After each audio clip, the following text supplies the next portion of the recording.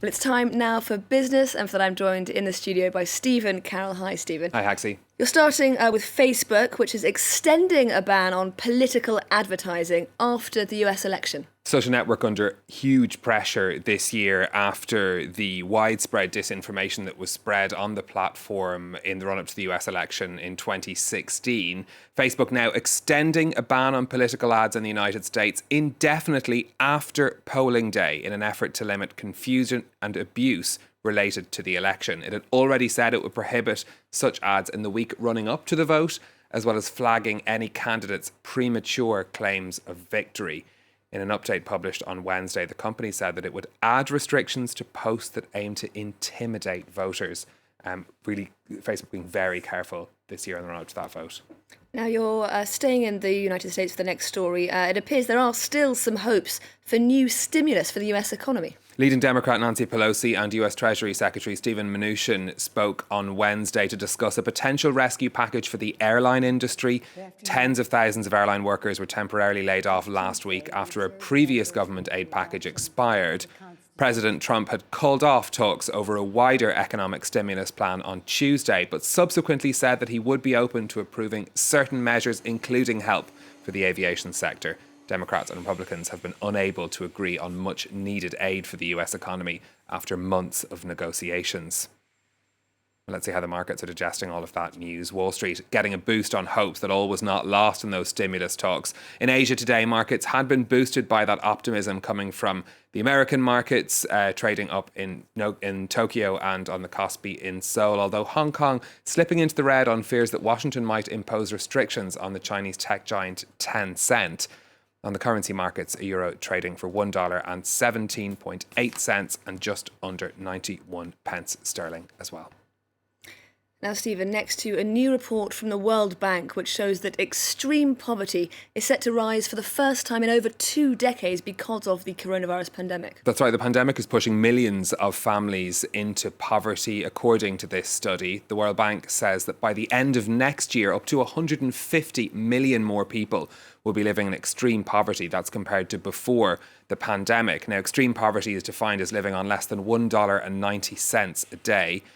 This report projects that it will now concern around 9% of the world's population. More than 8 in 10 of those newly poor live in middle-income countries.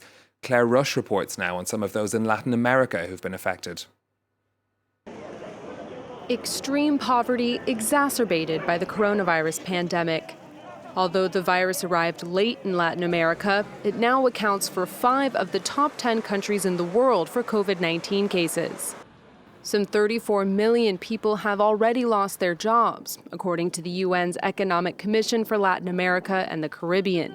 And nearly 20% of the region's businesses, some 2.7 million, are expected to permanently close due to the pandemic, including this clothing store in the Peruvian capital, Lima. Before the outbreak, the owner was comfortably middle class, but now her family is teetering on the edge of poverty.